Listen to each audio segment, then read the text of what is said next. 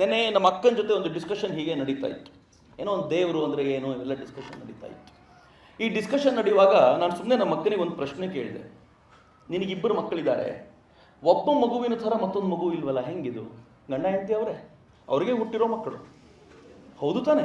ಒಬ್ಬರ ಮಕ್ಕಳ ಥರ ಮತ್ತೊಬ್ಬರು ಇಲ್ವಲ್ಲ. ನಾನು ಹೇಳಿದೆ ನಮ್ಮ ಅಪ್ಪ ಅಮ್ಮನಿಗೆ, ನೀನು ಮಗಳು, ನಾನು ಮಗ, ಆದರೆ ನಾನು ಬೇರೆ ಥರ ಇದ್ದೀನಿ, ನನ್ನ ವೃತ್ತಿಗಳು ಬೇರೆ, ನನ್ನ ಕ್ಯಾರೆಕ್ಟರ್ ಬೇರೆ, ನಿನ್ನ ವೃತ್ತಿ ಬೇರೆ, ನಿನ್ನ ಕ್ಯಾರೆಕ್ಟರ್ ಬೇರೆ. So who decides this? ಯಾರು ಈ ಕೆಲಸಗಳನ್ನು ಮಾಡ್ತಾರೆ? ಇಲ್ಲಿ ಕೂತಿರುವಾಗ ನನಗೆ ಯಾವುದೋ ಒಂದು ನಗಬೇಕು ಅನ್ಸುತ್ತೆ, ಕೂತಿರೋ ಜಾಗದಲ್ಲಿ ಸುಮ್ಮನೆ ಕೂತಿರ್ಲಿಕ್ಕಾಗದೆ ಮತ್ತೊಬ್ಬನ ಚಿವುಟೋಣ ಅನ್ಸುತ್ತೆ, ಮತ್ತೇನಾದ್ರೂ ಮಾಡ್ತೀರಾ? Who is doing all this? Have you ever thought of this? ಸುಮ್ಮನೆ ಕೂತಾಗ ಯೋಚನೆ ಮಾಡಿ ನೋಡಿ, ಇಷ್ಟು ದೊಡ್ಡ ದೇಹ ನಂದು, ನಾವೆಲ್ಲ ಇಷ್ಟು ಚೆನ್ನಾಗಿ ಬೆಳೆದು ಕೂತಿದ್ದೀವಿ, ಆದರೆ ನಾನು ಹೇಳಿದ್ದನ್ನ ಮಾಡದೆ ಇನ್ಯಾರೋ ಹೇಳಿದ ಆರ್ಡರ್ನ ನನ್ನ ದೇಹ ಪಾಲನೆ ಮಾಡುತ್ತಲ್ಲ. Who is that? ಯೋಚನೆ ಮಾಡಿ, ಎಷ್ಟು ಚೆನ್ನಾಗಿದೆ. ನಂಗೆ ಬಹಳ ವಿಚಿತ್ರ ಅನ್ಸುತ್ತೆ, ಇಂಗ್ಲೀಷ್ನಲ್ಲಿ ಮೈಂಡ್ ಅಂದ್ಬಿಡ್ತೀವಿ. ಇಂಗ್ಲೀಷ್ಗೂ ಕನ್ನಡಕ್ಕೂ ಬಹಳ ಡಿಫರೆನ್ಸ್ ಇದೆ ಮಿತ್ರರೆ. ಎಷ್ಟು ದೂರದ ಡಿಫರೆನ್ಸ್ ಇದೆ ಅಂದರೆ ಕನಿಷ್ಠ ಪಕ್ಷ ಅರ್ಧ ಡಿಫರೆನ್ಸ್ ಇದೆ ಇಂಗ್ಲೀಷ್ಗೂ ಕನ್ನಡಕ್ಕೂ. ನೀವು ಮೈಂಡ್ ಅಂತ, ನಾನು ಇಂಗ್ಲೀಷ್ನಲ್ಲಿ ನೀವು ಮೈಂಡ್ ಅಂತೀರಾ, ಕನ್ನಡದಲ್ಲಿ ನಾವು ಮನಸ್ಸು ಅಂತೀವಿ. ಮನಸ್ಸು ಅಂತಂದ್ರೆ ಎಲ್ಲಿದೆ ಅಂತ ಕೈ ತೋರಿಸಿ ಅಂತಂದ್ರೆ ಎಲ್ಲರೂ ಇಲ್ಲಿ ಹೇಳ್ತೀವಿ, ಮೈಂಡ್ ಅಂದ್ರೆ ಇಲ್ಲಿ ತೋರಿಸಿ. ಇಷ್ಟು ಡಿಫ್ರೆನ್ಸ್ ಇದೆ, ಕನಿಷ್ಠ ಪಕ್ಷ ಅರ್ಧ ಮುಕ್ಕಾಲಲ್ಲಿ ಡಿಫ್ರೆನ್ಸ್ ಇದೆ ಇಂಗ್ಲೀಷ್ಗೂ ಕನ್ನಡಕ್ಕೂ ಅಂತ. ಯಾವುದು ನಮ್ಮನ್ನ ನಿಯಂತ್ರಿಸುತ್ತೆ ಅಂತಂದ್ರೆ ಮನಸ್ಸು ನಿಯಂತ್ರಿಸುತ್ತೆ ಅಂತ ನಾವು ಹೇಳ್ತೀವಲ್ಲ. ಮಜಾ ಏನು ಗೊತ್ತಾ? ಇಲ್ಲಿರುವಂತ 99% ಜನ ಅಥವಾ 100% ಜನ, ಇಡೀ ದೇಶದಲ್ಲಿರುವಂತ, ಇಡೀ ಜಗತ್ನಲ್ಲಿರುವಂತ ಒಬ್ಬನಾದ್ರೂ ಮನಸ್ಸನ್ನ ನೋಡಿದಾನ ಅಂತ ಕೇಳಿದ್ರೆ no one has seen it. ಯಾವ ಸೈನ್ಸ್ನ ಆಧಾರವಾಗಿ ಇಟ್ಕೊಂಡು ನಾವೆಲ್ಲರೂ ಮಾತಾಡ್ತೀವೋ, ಯಾವ ಸೈನ್ಸ್ ಅತ್ಯಂತ ಶ್ರೇಷ್ಠ, ಸೈನ್ಸ್ ಎಲ್ಲದಕ್ಕೂ ಮೂಲ ಅಂತ ನಾವು ಹೇಳ್ಕೊಂಡು ತಿರುಗಾಡ್ತಿರ್ತೀವೋ, ಅದೇ ಸೈನ್ಸ್ ವಿದ್ಯಾರ್ಥಿ ಕೂಡ ನನ್ನ ಮನಸ್ಸು ನನ್ನ ಮಾತು ಕೇಳ್ತಿಲ್ಲ ಅಂತ ಹೇಳ್ತಾನೆ, ಆದ್ರೆ ಅವನು ಆ ಮನಸ್ಸನ್ನು ನೋಡ್ಲೇ ಇಲ್ಲ. ಯಾವ ಮನಸ್ಸನ್ನು ನಾನು ನೋಡ್ಲೇ ಇಲ್ವೋ ಆ ಮನಸ್ಸು ನನ್ನ ಇಡೀ ಬದುಕನ್ನು ನಿರ್ಧಾರ ಮಾಡ್ತಿದ್ಯಲ್ಲ. ಯೋಚನೆ ಮಾಡ್ತಿದ್ದೀರಾ? ಸ್ವಲ್ಪ ಸೀರಿಯಸ್ ಆಗಿ ಯೋಚನೆ ಮಾಡಿ. ನಾನು 16 ವರ್ಷ ಆಯಿತು, 18 ವರ್ಷ ಆಯಿತು, ಈ ಹಂತದವರೆಗೂ ಬಂದಿದ್ದೀನಿ. ಯಾವತ್ತೂ ನನ್ನ ಮನಸ್ಸನ್ನು ಒಂದು ಅರ್ಧ ಗಂಟೆ ಕೂತು ಟ್ರೈನ್ ಮಾಡಬೇಕು ಅಂತ ನನಗೆ ಅನ್ನಿಸ್ಲೇ ಇಲ್ಲ. ನಾನು ಎಲ್ಲವನ್ನೂ ಟ್ರೈನ್ ಮಾಡಿದ್ದೀನಿ. ನಾನು ಹಾಕೋ ಬಟ್ಟೆಯನ್ನು ಇಸ್ತ್ರಿ ಮಾಡ್ಕೊಂಡಿದ್ದೀನಿ, ನಾನು ಹಾಕೋ ಚಪ್ಪಲಿನ ಚೆನ್ನಾಗಿ ಪಾಲಿಷ್ ಮಾಡ್ಕೊಂಡಿದ್ದೀನಿ, ನಾನು ಪೌಡ್ರ್ ಹಾಕ್ಕೊಂಡು ಮುಖವನ್ನು ಸಿಂಗಾರ ಮಾಡ್ಕೊಂಡಿದ್ದೀನಿ. ಬಟ್ ಯಾವತ್ತಾದರೂ ನನ್ನನ್ನು ಕಂಟ್ರೋಲ್ ಮಾಡ್ತಾ ಇರುವಂಥ ನನ್ನ ಮನಸ್ಸನ್ನು ಒಂದು 10 ನಿಮಿಷ ಆದರೂ ನಾನು ಟ್ರೈನ್ ಮಾಡಲಿಕ್ಕೆ ಟ್ರೈ ಮಾಡಿದ್ದೀನ ಅಂತ ಕೇಳಿದರೆ none of us have tried it. ಎಷ್ಟು ವಿಚಿತ್ರವಾಗಿದೆ ನಮ್ಮ ಪರಿಸ್ಥಿತಿ ಅಂತಂದರೆ, ನಾನು ಭಾಳ ಬಾರಿ ಅಂದ್ಕೊಳ್ತಿರ್ತೀನಿ, ಈ ಟಿ ವಿಯ ಕಂಟ್ರೋಲರ್ ಇರುತ್ತಲ್ಲ, ಟಿ ವಿ ಇರುತ್ತೆ, ಆದರೆ ಟಿ ವಿನ ರಿಮೋಟಿಂದ ಕಂಟ್ರೋಲ್ ಮಾಡ್ತಿರ್ತೀವಿ. ಈ ರಿಮೋಟ್ ಹೇಗಿರುತ್ತೆ ಅಂತಂದರೆ, ಇಷ್ಟೇ ಚಿಕ್ಕದ್ದು ಅಷ್ಟು ದೊಡ್ಡ ಟಿ ವಿನ ಕಂಟ್ರೋಲ್ ಮಾಡ್ತಾ ಇರುತ್ತೆ. ಅದು ಮನಸ್ಸು ಹಾಗೆ ಕಣ್ಣಿಗೆ ಕಾಣದಂತೆ ಕುಳಿತಿದೆ. ಏನು ಮ್ಯಾಜಿಕ್ ಮಾಡ್ತಾ ಇದೆ ಅಂತಂದರೆ ನಿಮ್ಮ ಹತ್ರ ಏನು ಬೇಕಿದ್ರೂ ಮಾಡಿಸುತ್ತೆ. ನಾನು ಚಿನ್ಮಯಾನಂದರ ಭಾಷಣವನ್ನು ಕೇಳ್ತಿದ್ದೆ ಕಳೆದ ಕೆಲವಾರು ದಿನಗಳ ಹಿಂದೆ. ಚಿನ್ಮಯಾನಂದ ಭಾಳ ಚೆನ್ನಾಗಿ ಹೇಳ್ತಾರೆ. ಸಟಲ್ ಅನ್ನೋ ಪದಕ್ಕೆ ಅರ್ಥ ಕೊಡ್ತಾರೆ ಅವರು. ಎಷ್ಟು ಚೆನ್ನಾಗಿದೆ ಯೋಚನೆ ಮಾಡಿ. ಅಧ್ಯಾತ್ಮ ಅನ್ನೋದು ಎಷ್ಟು ಸುಂದರವಾಗಿದೆ, ನಮ್ಗೆ ಅರ್ಥ ಆಗದೆ ಇರೋದ್ರಿಂದ ಭಾಳ ದೂರ. ಸಟಲ್ ಅಂತಂದರೆ ಏನು ಅಂತ ಹೇಳ್ತಾರೆ. ಚಿನ್ಮಯಾನಂದ ಹೇಳ್ತಾರೆ, ಈ ಬಾಡಿ ಇದೆಯಲ್ಲ, ಈ ಬಾಡಿ ಸಟಲ್. ಈ ಬಾಡಿಗಿಂತ ಮನಸ್ಸು ತುಂಬ ಸ್ವಲ್ಪ ಜಾಸ್ತಿ ಸಟಲ್. ಮನಸ್ಸಿಗಿಂತ ಬುದ್ಧಿ ಸಟ್ಲರ್ ಆಗಿರುತ್ತೆ, ಬುದ್ಧಿಗಿಂತ ಆತ್ಮ ಅಂದರು. ಅರ್ಥ ಆಗಲಿಲ್ಲ ಅಂತ ಒಬ್ಬ ಕೇಳಿದಾಗ ಸ್ವಾಮೀಜಿ ಹೇಳ್ತಾರೆ, ಈ ಬಾಡಿನ ಎಷ್ಟು ವಿಸ್ತಾರ ಮಾಡ್ಬೋದು? ಹೆಚ್ಚು ಅಂತಂದರೆ ನಾವು ಚೆನ್ನಾಗಿ ಪ್ರತಿದಿನ ಏನೋ ಕೆಲಸ ಮಾಡದೆ ತಿಂದು ತಿಂದು ತಿಂದು ಕೂತ್ರೂ ಹೆಚ್ಚಂದರೆ 1 ಅಡಿ ವಿಸ್ತಾರ ಆಗ್ಬೋದು ಅಷ್ಟೇ, ಅದಕ್ಕಿಂತ ಜಾಸ್ತಿ ಆಗಲ್ಲ. ಅಷ್ಟೇ ದಪ್ಪ ಆಗ್ಲಿಕ್ಕೆ ಸಾಧ್ಯ ಆಗೋದು ನನಗೆ, ಇದಕ್ಕಿಂತ ಜಾಸ್ತಿ ಇಲ್ಲ. ಬಾಡಿ ವಿಸ್ತಾರ ಆಗ್ಬೋದಾಗಿರೋದು ಅಷ್ಟೇ. ಆದರೆ ಮನಸ್ಸಿನ ಮ್ಯಾಜಿಕ್ ಏನು ಗೊತ್ತಾ? ಈ ಮನಸ್ಸು ಈಗೇನಾದರೂ ನಾನು ಚಂದ್ರಲೋಕ ಅಂತ ಹೇಳಿದ ತಕ್ಷಣ ಚಂದ್ರಲೋಕ ಹೋಗಿ ನಿಂತುಬಿಡುತ್ತೆ.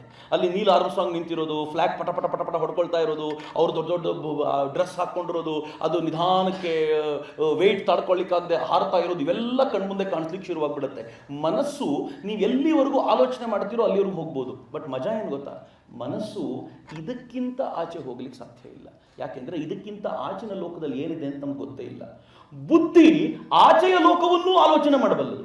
ನಾನು ಬಹಳ ಬಾರಿ ಯೋಚನೆ ಮಾಡ್ತಿರ್ತೀನಿ, ಈ ದೇಶದ ಸಾಮರ್ಥ್ಯ ಎಂಥದ್ದು ಗೊತ್ತಾ? ತಮ್ಮ ಮನಸ್ಸನ್ನು ಹಿಡಿತದಲ್ಲಿಟ್ಕೊಳ್ಳೋ ಪ್ರಯತ್ನ ಮಾಡಿದ್ದರಿಂದ, ಈ ಮನಸ್ಸನ್ನು ಗೆಲ್ಲುವ ಪ್ರಯತ್ನ ಮಾಡಿದ್ದರಿಂದ ಬುದ್ಧಿ ಜಗತ್ತಿನ ಮೂಲೆ ಮೂಲೆಗೂ, ಪ್ರಪಂಚದ ಮೂಲೆ ಮೂಲೆಗೂ ಹೋಯಿತು. ಆರ್ಯಭಟ ಅಂತ ಒಬ್ಬ ವ್ಯಕ್ತಿ ತನ್ನ ಮನೆಯಲ್ಲಿ ಕುಳಿತುಕೊಂಡು ಆಕಾಶ ನೋಡ್ತಿದ್ದ. ಆಕಾಶ ನೋಡ್ತಾ ನೋಡ್ತಾ ಎಂಥ ಸಮರ್ಥನಾಗಿ ಆಕಾಶ ಕಾಯಗಳ ತೂಕವನ್ನು ಹೇಳಿದ ಗೊತ್ತಾ? ಇವತ್ತಿಗೂ ಕೂಡ ನಿಮ್ಗೆ ಆಶ್ಚರ್ಯ ಆಗುತ್ತೆ. ನನಗೆ ಗೊತ್ತಿಲ್ಲ ಎಷ್ಟು ಜನ ವಿಜ್ಞಾನದ ವಿದ್ಯಾರ್ಥಿಗಳಿದ್ದೀರೋ. ನಾವು ಸಂಸ್ಕೃತವನ್ನು ದೂರ ಮಾಡ್ಕೊಂಡಿದ್ದರಿಂದ ದೊಡ್ಡ ಪ್ರಾಬ್ಲಮ್ ಅಲ್ಲಿ ಸಿಕ್ಕಾಕೊಂಡಿದ್ದೀವಿ, ಅರ್ಥನೇ ಆಗಲಿಲ್ಲ. ಸಂಸ್ಕೃತದಲ್ಲಿ ಒಂದೊಂದು ಆಕಾಶ ಕಾಯಕ್ಕೂ ಒಂದೊಂದು ಹೆಸರಿಟ್ಟಿದ್ದಾರೆ. ಇಂಗ್ಲಿಷಿಗೂ ಅದಕ್ಕೂ ಸಂಬಂಧವೇ ಇಲ್ಲ. ಸಂಸ್ಕೃತದಲ್ಲಿ ಗುರುಗ್ರಹ ಅಂತ ನಾವು ಯಾವುದನ್ನು ಕರಿತೀವಲ್ಲ, ಗುರು ಅಂತಂದ್ರೆ ಅರ್ಥ ಏನು ಗೊತ್ತಾ? ಯಾರು ತುಂಬ ತೂಕ ಉಳ್ಳವರೋ ಅವರು ಗುರು ಅಂತ. ಅದು ಜ್ಞಾನದ ತೂಕ ಆಗ್ಬೋದು, ಯಾವ ತೂಕ ಆದರೂ ಇಟ್ಕೊಂಡ್ರು ತೂಕ ಉಳ್ಳವರು ಗುರು ಅಂತ. ಇಂಟ್ರೆಸ್ಟಿಂಗ್ಲಿ ಇಡೀ ಸೌರಮಂಡಲದಲ್ಲಿ ಅತ್ಯಂತ ಹೆಚ್ಚು ತೂಕ ಇರುವಂತ ಗ್ರಹ ಗುರುಗ್ರಹ. ಶನಿ ಅಂತ ಯಾಕೆ ಕರೆದ್ರು ಗೊತ್ತಾ? ಶನಿಯ ಕಾಟ 7.5 ಮಾರೆ ಶನಿ ಅಂತೆಲ್ಲ ಮಾತಾಡ್ಕೊಳ್ತೀವಲ್ಲ. ಶನಿ ಅಂದ್ರೆ ಅರ್ಥ ಏನು ಗೊತ್ತಾ ಸಂಸ್ಕೃತದಲ್ಲಿ? ಶನೈಹಿ ಚರತಿ ಇತಿ ಶನಿ. ಯಾರು ಅತ್ಯಂತ ನಿಧಾನವಾಗಿ ಚಲಿಸ್ತಾನೋ ಅವನು ಶನಿ. ಇಂಟ್ರೆಸ್ಟಿಂಗ್ಲಿ ನಮ್ಮ ಇಡೀ ಗ್ರಹ ಮಂಡಲದಲ್ಲಿ ಅತ್ಯಂತ ನಿಧಾನವಾಗಿ ಚಲಿಸುವವನೇ ಶನಿ. ಹೇಗೆ ಸಾಧ್ಯ ಆಯ್ತಿದು? ಈ ತರದ ಅದ್ಭುತವಾದ ಶಕ್ತಿ ಹೇಗೆ ಸಿದ್ಧಿಸ್ತು ನಮ್ಮವರಿಗೆ? ಕೂತಿದ್ದಿಲ್ಲಿ ನಮ್ಮ ಹತ್ರ ಹಬಲ್ ಟೆಲಿಸ್ಕೋಪ್ ಇರಲಿಲ್ಲ, ಎಲೆಕ್ಟ್ರಾನಿಕ್ ಟೆಲಿಸ್ಕೋಪ್ ಇರಲಿಲ್ಲ, ಏನೂ ಇಲ್ಲದೆ ಬರಿಯ ಕಣ್ಣಿನಿಂದ ನೋಡ್ಲಿಕ್ಕೆ ಹೇಗೆ ಸಾಧ್ಯ ಆಯಿತು? ಇದನ್ನು ಆಲೋಚನೆ ಮಾಡುವಾಗ ನನಗನ್ಸುತ್ತೆ, ತನ್ನ ಮನಸ್ಸನ್ನ ತನ್ನ ಹಿಡಿತದಲ್ಲಿ ಇಟ್ಕೊಳ್ಳುವಂತ ಒಂದು ಅದ್ಭುತವಾದ ಪ್ರಯತ್ನಕ್ಕೆ ಅವ್ರು ಯಾವಾಗ ಕೈ ಹಾಕಿದ್ರಲ್ಲ, ಆ ಇಡೀ ಜಗತ್ತು ಅವರ ಕಾಲ್ಬುಡಕ್ಕೆ ಬಿತ್ತು ಅಂತ. ನಮ್ಮ ದೊಡ್ಡ ಪ್ರಾಬ್ಲಮ್ ಇರೋದು ಇದನ್ನು ಕಂಟ್ರೋಲ್ ಮಾಡ್ಲಿಕ್ಕಾಗಲಿಲ್ಲ. ನಾವು ಅನೇಕ ಬಾರಿ ನಾನು ಯೋಚನೆ ಮಾಡ್ತಿರ್ತೀನಿ, ನೀವು ನಗ್ನಮುನಿ ತರುಣ್ ಸಾಗರ್ ಮಾತನ್ನು ಕೇಳಬೇಕು. ತರುಣ್ ಸಾಗರ್ ಒಂದು ಮಾತು ಹೇಳ್ತಾರೆ, ನೀವು ಮನೆಯಿಂದ ಆಚೆ ಹೋದಾಗ ವಾಪಸ್ ಬರೋದ್ರ ವೇಳೆಗೆ ನಿಮ್ಮ ಶರ್ಟ್ ಕೊಳಕಾಗಿರುತ್ತೆ. ಬಂದ ತಕ್ಷಣ ಶರ್ಟನ್ನು ಕಿತ್ತು ಬಿಸಾಕ್ತೀವಿ. ನಾವಂತೆಲ್ಲ ಸಾಧ್ಯ ಆದರೆ ಸ್ನಾನ ಮಾಡಬೇಕು ಅಂತೆಲ್ಲ ಅಂದ್ಕೊಳ್ತೀವಿ. ಆದರೆ ಮನೆಯಿಂದ ಆಚೆಗೆ ಹೋಗಿ ವಾಪಸ್ ಬರ್ತೀವಲ್ಲ, ವಾಪಸ್ ಬರೋ ವೇಳೆಗೆ ಈ ಮನಸ್ಸು ಎಷ್ಟು ಕೊಳಕಾಗಿರುತ್ತೆ ಅಂತ ಯಾವಾಗಲಾದರೂ ಯೋಚನೆ ಮಾಡಿದ್ದೀರಾ? ಕೂತ ಜಾಗದಲ್ಲಿ ಯಾರ ಬಗ್ಗೆನೋ ಕೆಟ್ಟದ್ದು ಆಲೋಚನೆ ಮಾಡಿದ್ವಿ, ಯಾರ ಬಗ್ಗೆನೋ ಏನೋ ಮಾತಾಡಿದ್ವಿ. ಯಾವಾಗ ಇದು ಕೊಳಕಾಗ್ತಾ ಹೋಗುತ್ತಲ್ಲ, ಕೊಳಕಾಗಿರುವ ಮನಸ್ಸನ್ನು ಕ್ಲೀನ್ ಮಾಡುವ ಪ್ರಕ್ರಿಯೆ ಇರುತ್ತಲ್ಲ, ಅದನ್ನು ಭಾರತೀಯರು ಧ್ಯಾನ ಅಂತ ಕರೆದು. ನನ್ನ ಸ್ಕೂಲ್ನಲ್ಲಿ, ನನ್ನ ಕಾಲೇಜ್ನಲ್ಲಿ ನಮ್ಮ ಮಕ್ಕಳಿಗೆ ಸೈನ್ಸ್ ಹೇಳ್ಕೊಟ್ವಿ, ಮ್ಯಾಥ್ಸ್ ಹೇಳ್ಕೊಟ್ವಿ, ಫಿಸಿಕ್ಸ್ ಹೇಳ್ಕೊಟ್ವಿ, ಎಲ್ಲ ಹೇಳ್ಕೊಟ್ಟ ನಂತರ ಏನು ಹೇಳಿದ್ವಿ ಗೊತ್ತಾ? ಇನ್ನು ವರ್ಷದ ಕೊನೆಯಲ್ಲಿ ಎಕ್ಸಾಮ್ ಬರುತ್ತೆ, ಚೆನ್ನಾಗಿ ಬೈಹರ್ಟ್ ಮಾಡು ಅಂತಲೂ ಹೇಳ್ಕೊಟ್ವಿ. ಇತ್ತೀಚೆಗೆ ಒಂದು ದೊಡ್ಡ ಚರ್ಚೆ ನಡೀತಿದೆ. ಇನ್ಫ್ಯಾಕ್ಟ್ ನಾನು ಸಪೋರ್ಟ್ ಮಾಡ್ತೀನಿ ಅದನ್ನು, ನಿಮಗೂ ಭಾಳ ಖುಷಿಯಾಗ್ಬೋದು. ಏನು ಅಂತಂದರೆ, ಮಕ್ಕಳು ಎಕ್ಸಾಮಿನೇಷನ್ಗೆ ಪುಸ್ತಕ ತೊಗೊಂಡು ಹೋಗ್ಬೋದು ಅಂತ. I support. ನಾನು ನಿಮ್ಮ ಪರವಾಗಿದ್ದೀನಿ. 100% ತೊಗೊಂಡು ಹೋಗ್ಬೇಕು ಮಕ್ಕಳು ಪುಸ್ತಕನ. ಆದರೆ ಸೆಕೆಂಡ್ ಏನು ಗೊತ್ತಾ? ಪುಸ್ತಕದಲ್ಲಿರೋ ಯಾವ ಪ್ರಶ್ನೆನೂ ಕೇಳಬಾರ್ದು. ಪುಸ್ತಕವನ್ನು ಆಧಾರವಾಗಿರಿಸಿಕೊಂಡು ಪ್ರಶ್ನೆ ಕೇಳಬೇಕು. ಪುಸ್ತಕದಲ್ಲಿರೋದನ್ನೇ ಕೇಳಿ ಅದನ್ನೇ ಬರೆಯೋದಕ್ಕೆ ನಾವುಗಳೇ ಬೇಕಾ? ಇಡೀ ಇಂಡಿಯನ್ಸನ್ನ 128 ಕೋಟಿ ಜನರನ್ನ ಹೆಂಗೆ ತಯಾರು ಮಾಡಿಟ್ಟಿದ್ದೀವಿ ಗೊತ್ತಾ? ಇದ್ದಿದ್ದನ್ನ ಬೈಹರ್ಟ್ ಮಾಡಿಕೊಂಡು ಒಪ್ಪಿಸಬಲ್ ಅಂತ ವ್ಯಕ್ತಿಗಳನ್ನ ಡಿಸೈನ್ ಮಾಡಿಟ್ಟಿದ್ದೀವಿ. ಅಫ್ಕೋರ್ಸ್ ನಾವು ಬೈಹರ್ಟ್ ಮಾಡೋದ್ರಲ್ಲಿ ಯಾವತ್ತೂ ಎಕ್ಸ್ಪರ್ಟ್ಸೇ. ಈ ದೇಶದ ಜನ ಹೇಗಿದ್ವಿ ಅಂತ ನಾವು ಅಂತಂದ್ರೆ ನಿಮ್ಗೆ ಆಶ್ಚರ್ಯ ಅನ್ಸುತ್ತೆ ಮಿತ್ರರೇ. ಈ ದೇಶದಲ್ಲಿ ವೇದಗಳು ಅಂತ ಒಂದು ಸಾಹಿತ್ಯ ಇತ್ತು. ಬಹಳ ಜನ ಯಾವತ್ತೂ ಇದ್ರ ಬಗ್ಗೆ ತಲೆನೇ ಕೆಡಿಸ್ಕೊಂಡಿರಲ್ಲ. ಯಾವ ದೇಶ ಇದನ್ನ ಜಗತ್ತಿಗೆ ಕೊಟ್ಟಿದ್ದರಿಂದಾಗಿ ಇವತ್ತು ಜಗತ್ತು ಭಾರತವನ್ನ ಗ್ರೇಟ್ ಅನ್ನೋ ಆ ಸಾಹಿತ್ಯದ ಬಗ್ಗೆನೇ ತಲೆ ಕೆಡಿಸ್ಕೊಂಡಿಲ್ಲ. ಈ ವೇದ ಅನ್ನೋದು ಹೇಗಿದೆ ಗೊತ್ತಾ? ಈ ವೇದ ಹುಟ್ಟಿ ಕನಿಷ್ಠ ಪಕ್ಷ 20,000 ವರ್ಷ ಆಯಿತು. 20,000 years. 20 ವರ್ಷದಿಂದ ಬರೆದಿರೋ ಪುಸ್ತಕವೇ ಉಳ್ಕೊಂಡಿಲ್ಲ. ಆದರೆ 20,000 ವರ್ಷಗಳ ಹಿಂದಿನ ವೇದ ಉಳ್ಕೊಂಡಿದೆ. ವೇದ ಯಾವತ್ತೂ ಯಾರೂ ಬರೆದಿಡ್ಲಿಲ್ಲ. ಬರೆಯುವಾಗ ಇನ್ನೂ ಪೇಪರ್ ಹುಟ್ಟಿರಲಿಲ್ಲ, ಬರೆಯುವಾಗ ಇನ್ನೂ ಪೆನ್ ಹುಟ್ಟಿರಲಿಲ್ಲ. ಆ ಹೊತ್ತಿನ ಕಾಲದಲ್ಲಿ ಹುಟ್ಟಿದ್ದು ವೇದ. ಹೇಗೆ ಹುಟ್ಟಿತು ಗೊತ್ತಾ? ವಿಶ್ವಾಮಿತ್ರ ಅನ್ನುವಂಥ ಒಬ್ಬ ಋಷಿ. ವೇದಗಳು ತುಂಬಾ ಜನ ಋಷಿಗಳಿಂದ ನಿರ್ಮಿಸಲ್ಪಟ್ಟಿರುವಂಥದ್ದು, ಸೃಷ್ಟಿಸಲ್ಪಟ್ಟಿರುವಂಥದ್ದು. ವಿಶ್ವಾಮಿತ್ರ ಅನ್ನೋ ಒಬ್ಬ ಋಷಿ ತನ್ನ ಮನಸ್ಸನ್ನು ಅತ್ಯಂತ ಎತ್ತರಕ್ಕೆ ನಿಲ್ಲಿಸಿದಾಗ ಅವರಿಗೊಂದು ಮಂತ್ರ ಗೋಚರವಾಯಿತು, ದರ್ಶನ ಆಯಿತು. ಏನು ಮಂತ್ರ? ಓಂ ಭೂರ್ಭುವಸ್ವ ತತ್ಸವಿತುರ್ವರೆಣ್ಯಂ ಭರ್ಗೋ ದೇವಸ್ಯ ಧೀಮಹಿ ಧಿಯೋ ಯೋ ನ ಪ್ರಚೋದಯಾತ್ ಅನ್ನುವಂತ ಅದ್ಭುತವಾದ ಮಂತ್ರ ಗೋಚರವಾಯಿತು. ಆ ಮಂತ್ರವನ್ನು ಏನ್ ಮಾಡಿದ್ರು ಗೊತ್ತಾ? ಅವರು ತಮ್ಮ ಎದುರಿಗಿರುವಂತ ತಮ್ಮ ಶಿಷ್ಯರಿಗೆ ಹೇಳ್ಕೊಟ್ರು. ಹೇಗೆ ಹೇಳಬೇಕು, ಅದು ಛಂದಸ್ ಹೇಗಿರಬೇಕು ಅಂತ. ಯಾರ್ಯಾರು ನೀವೆಲ್ಲ ಕಂಪ್ಯೂಟರ್ ಓದ್ತಿದ್ದೀರಿ, ರಿಡಂಡೆನ್ಸಿ ಚೆಕ್ ಅಂತ ನಡೆಯುತ್ತೆ.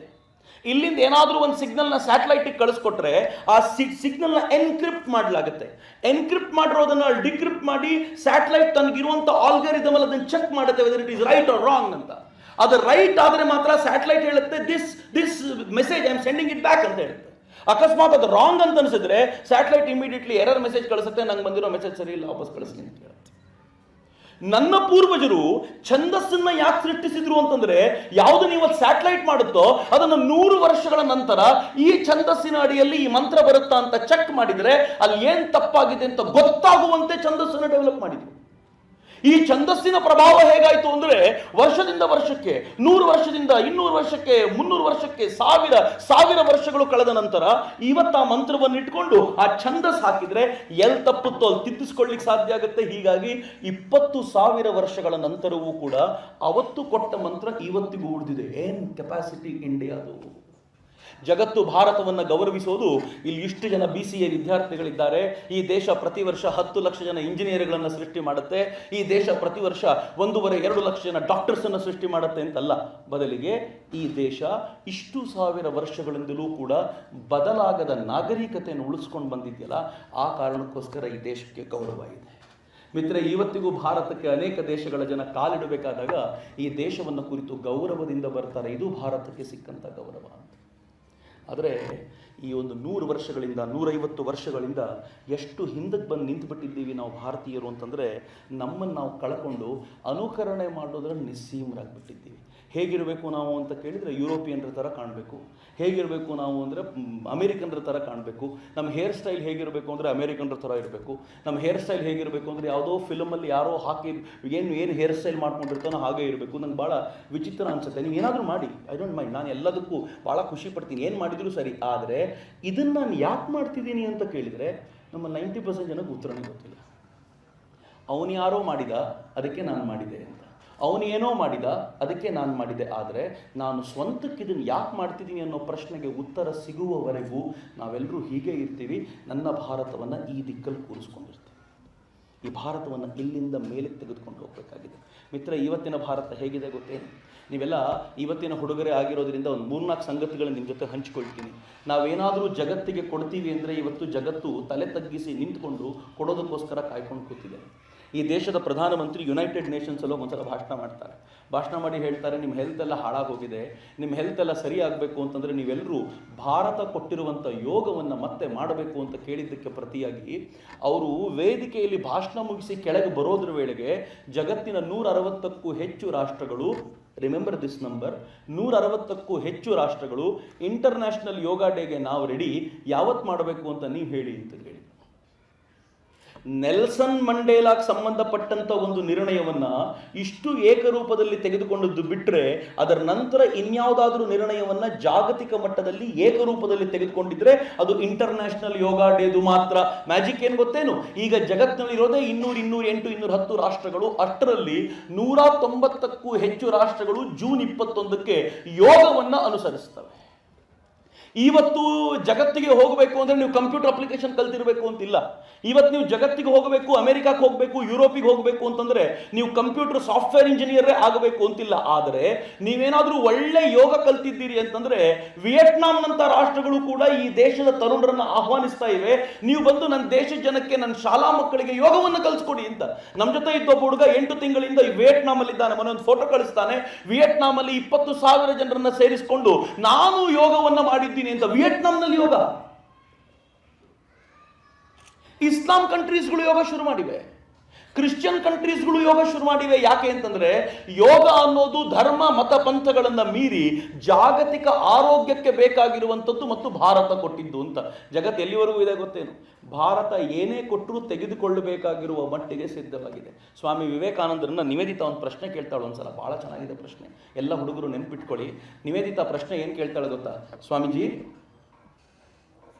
ಭಾರತ ಕೊಟ್ಟಿದ್ದನ್ನು ಮತ್ತು ಯುರೋಪ್ ಕೊಟ್ಟಿದ್ದನ್ನು, ವೆಸ್ಟ್ ಕೊಟ್ಟಿದ್ದನ್ನು ಹೇಗೆ ಸ್ವೀಕಾರ ಮಾಡಬೇಕು ಅಂತ ಕೇಳಿದರೆ ಸ್ವಾಮೀಜಿ ಹೇಳ್ತಾರೆ, ನಿವೇದಿತಾ, ಎನಿಥಿಂಗ್ ಆಫ್ ವೆಸ್ಟರ್ನ್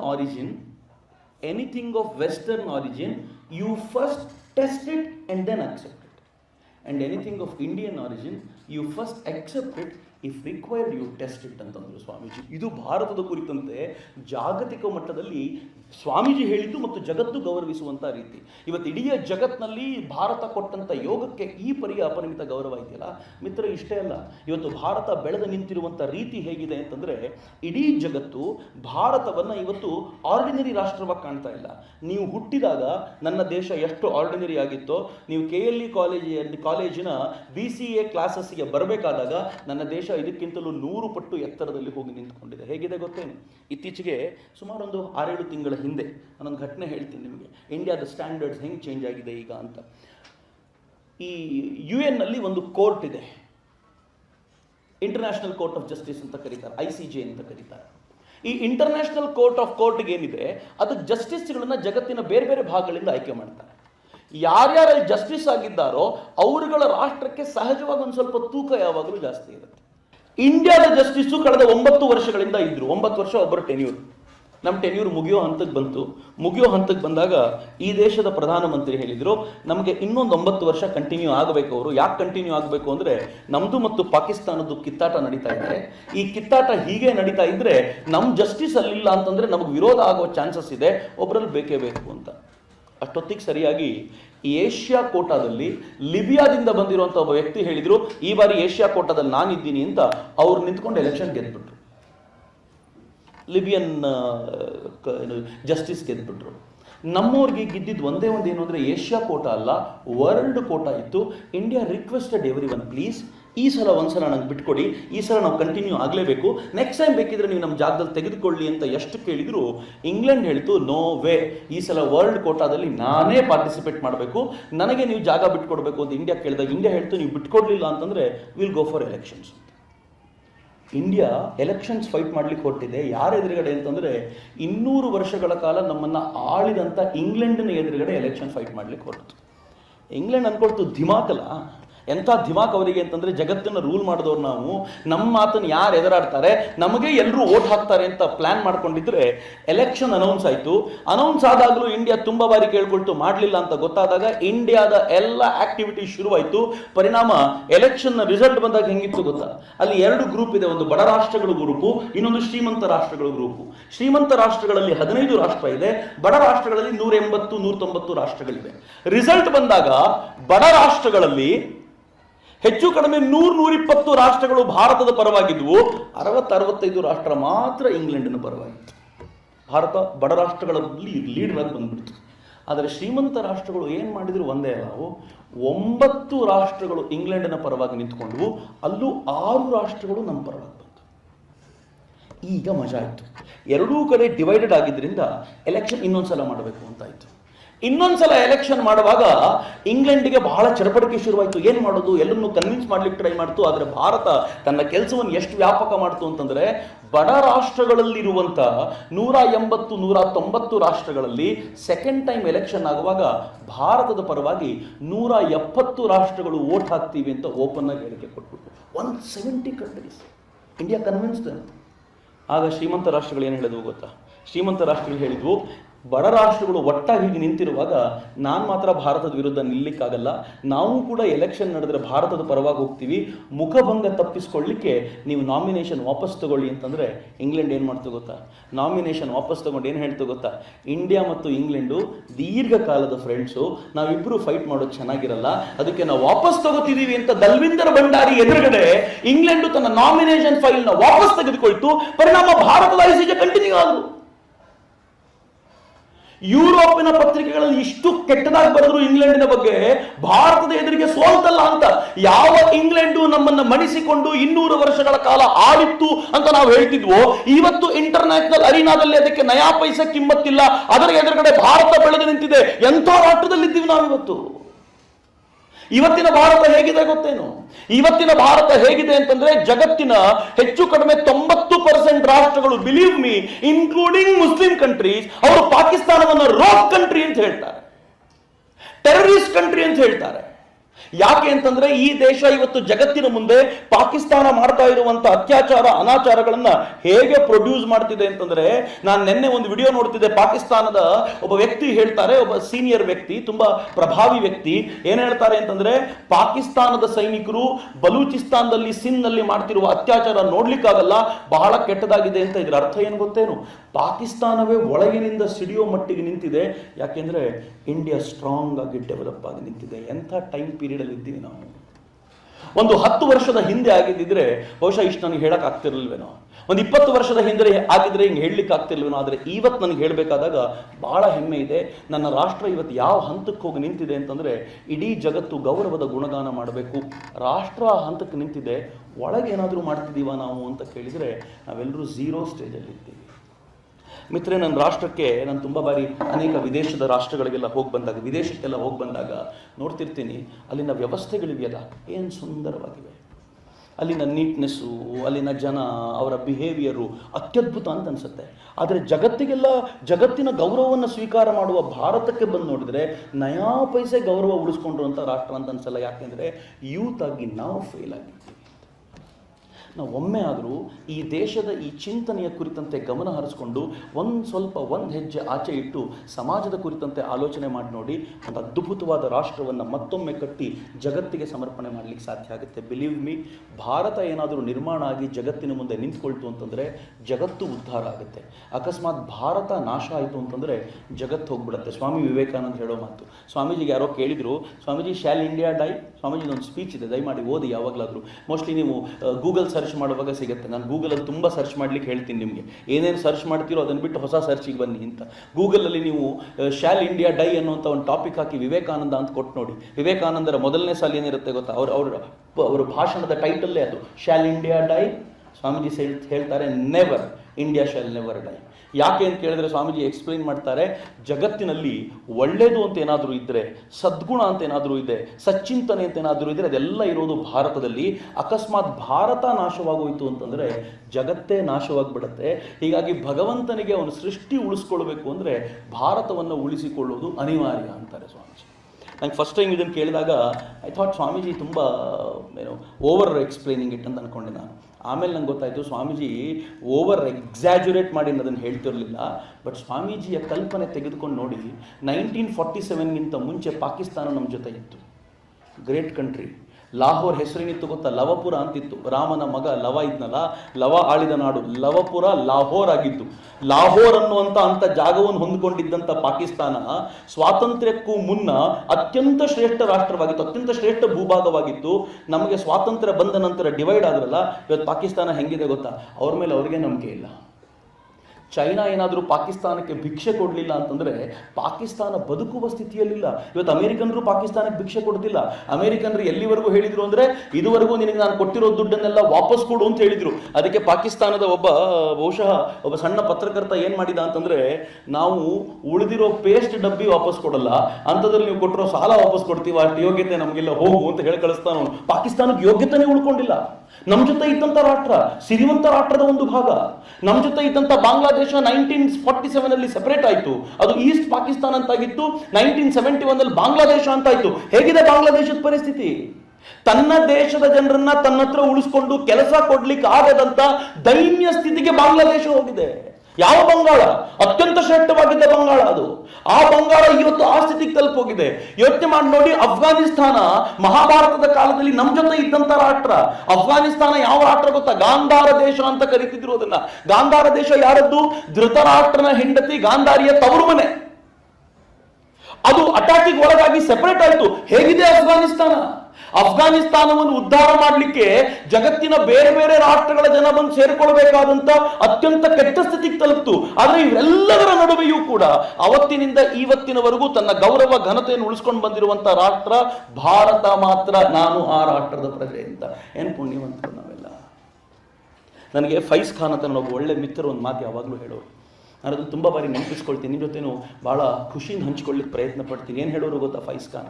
ಅವ್ರು ಹೇಳೋರು, ನಾವು ಭಗವಂತನ ಸಾಫ್ಟ್ವೇರ್ ಸ್ವಲ್ಪ ಮಿಸ್ ಆಗಿ ಸ್ವಲ್ಪ ಏನಾದರೂ ತೊಂದರೆ ಕೊಟ್ಟು ಭಾರತದಲ್ಲಿ ಹುಟ್ಟೋ ನಾವು, ಕರ್ನಾಟಕದಲ್ಲಿ ಹುಟ್ಟೋ ನಾವು, ಬೆಂಗಳೂರಲ್ಲಿ ಹುಟ್ಟೋ ನಾವು 5,000 ಕಿಲೋಮೀಟರ್ ದೂರ ಪಾಕಿಸ್ತಾನದ ಲಾಹೋರ್ನಲ್ಲೋ ಕರಾಚಿಯಲ್ಲೋ ಹುಟ್ಟಿದ್ರೆ ಹೆಂಗೆ ಬದುಕಿರ್ತಿದ್ವಿ ಇವತ್ತು ಅಂತ ಯಾವತ್ತಾದ್ರೂ ಒಬ್ಬರೇ ಕೂತ್ಕೊಂಡು ಇಮ್ಯಾಜಿನ್ ಮಾಡಿ ನೋಡಿ. ಸ್ವಲ್ಪ 5,000 ಕಿಲೋಮೀಟರ್ ದೂರ ಈಸ್ಟಲ್ಲಿ ಹುಟ್ಟಿ ನಾವು ಬಾಂಗ್ಲಾದೇಶದಲ್ಲಿ ಹುಟ್ಟಿದ್ರೆ ಪರಿಸ್ಥಿತಿ ಹೆಂಗಿರ್ತಿತ್ತು? 8,000 ಕಿಲೋಮೀಟರ್ ಆಚೆ ನಾವೇನಾದರೂ ಅಫ್ಘಾನಿಸ್ತಾನದಲ್ಲಿ ಬಿದ್ದಿದ್ರೆ ಹೇಗಿರ್ತಿತ್ತು? ನಾನು ನಿನ್ನೆ ಒಂದು ಕೇಸ್ ನೋಡ್ತಿದ್ದೆ. ಯಾವುದೋ ಒಂದು ಹೆಣ್ಣು ಮಗಳನ್ನ ಇಲ್ಲಿಂದ ಕರ್ಕೊಂಡು ಹೋಗಿ ಮದುವೆ ಆಗ್ತೀನಿ ಅಂತ ನಂಬಿಸಿ ದುಬೈ ಕರ್ಕೊಂಡು ಹೋಗಿ ಅಲ್ಲಿ ಯಾವುದೋ ಒಬ್ಬನಿಗೆ ಮಾರಿಬಿಟ್ಟಿದ್ದಾರೆ. ಆ ಹುಡುಗಿ ತನಗೆ ಕೂಡು ಹಾಕಿದ್ದ ಮನೆಯಿಂದ ತನ್ನ ಅಪ್ಪನ ನಂಬರ್ ತೆಗೆದುಕೊಂಡು ಅಪ್ಪನಿಗೆ ಫೋನ್ ಮಾಡಿ ನನ್ನನ್ನು ಉಳಿಸಿ ಅಂತ ಕೇಳಿದರೆ ಅಪ್ಪ ಒಂದು ಏರ್ ಟಿಕೆಟ್ ಕಳಿಸಿದ್ದಾರೆ ಒಳಗೆ ಮೊಬೈಲಿಗೆ. ಆ ಏರ್ ಟಿಕೆಟನ್ನು ತಗೊಂಡು ತಾನು ಮನೆಯಿಂದ ತಪ್ಪಿಸಿಕೊಂಡು ತನ್ನ ಪಾಸ್ಪೋರ್ಟ್ ಹಿಡ್ಕೊಂಡು ವಾಪಸ್ ಭಾರತಕ್ಕೆ ಬಂದು ಹೇಳ್ತಾಳೆ, ನನಗೆ ಜೀವ ಬಂದಂತಾಯ್ತು, ಈಗ ನಾನು ದೇಶಕ್ಕೆ ವಾಪಸ್ ಬಂದಿದ್ದೀನಿ ಅಂತ. ನಮ್ಗೆ ಇಲ್ಲಿದ್ದಾಗಿದ್ರೆ ಮಜಾ ಗೊತ್ತಾಗಲ್ಲ. ಇಲ್ಲಿಂದ ಆಚೆ ಸಿಕ್ಕಾಕೊಳ್ತೀವಲ್ಲ, ಆಗಲೇ ಈ ದೇಶದ ಅದ್ಭುತವಾದ ಸತ್ವ ಏನು ಅಂತ ಗೊತ್ತಾಗೋದು. ಮಿತ್ರರೆ, ಅಯಾಚಿತವಾಗಿ ಇಲ್ಲಿ ಹುಟ್ಟಿ ಆಗಿದೆ. ನಾವೇನೋ ಬೇಡ್ಕೊಂಡು ಬಂದು ಇಲ್ಲಿ ಹುಟ್ಟಿದ್ದಲ್ಲ, ಆದರೆ ನಾವು ಮಾಡಿರೋ ಯಾವುದೋ ಒಳ್ಳೆಯ ಕರ್ಮಕ್ಕೋಸ್ಕರ ಇಲ್ಲಿ ಹುಟ್ಟಿದ್ದೀವಿ. ಈಗ ನಮ್ಮ ಮುಂದೆ ಇರುವಂಥ ಗುರಿ ಈ ರಾಷ್ಟ್ರವನ್ನು ಜಗತ್ತಿನ ಶ್ರೇಷ್ಠ ರಾಷ್ಟ್ರವನ್ನಾಗಿ ಮಾಡೋದಕ್ಕೆ ಏನು ಪ್ರಯತ್ನ ಬೇಕೋ ಅಷ್ಟಕ್ಕೂ ಸಿದ್ಧರಾಗಬೇಕು ಅಂತ. ಹೇಗೆ ಶ್ರೇಷ್ಠ ರಾಷ್ಟ್ರ ಮಾಡೋದು? ನಾನು ಯಾವ ಕೆಲಸ ಮಾಡ್ತಿದ್ದೀನೋ ಯಾವ ಚೌಕಟ್ಟಿನಲ್ಲಿ ಅದನ್ನು ಬೆಸ್ಟಾಗಿ ಮಾಡುವಂಥ ಪ್ರಯತ್ನ ಮಾಡೋದು ಅಂತ. ನಿನ್ನೆ ನಮ್ಮ ಆಫೀಸಿಗೆ ಒಂದು ಹೆಣ್ಮಗಳು ಬಂದಿದ್ಲು. We run show called, thank you, ಅವರು ಯುವ ಲೈವ್ ಅನ್ನು ನೆನಪಿಸ್ಕೊಂಡ್ರು. ನಾವೊಂದು ಫೇಸ್ಬುಕ್ TV ಚಾನಲ್ ರನ್ ಮಾಡ್ತೀವಿ, ಯುವ ಲೈವ್ ಅಂತ ಕರಿತೀವಿ, ತರುಣರಿಗೆ ಬೇಕಾಗಿರೋದನ್ನು ತಲುಪಿಸ್ಬೇಕು ಅಂತ.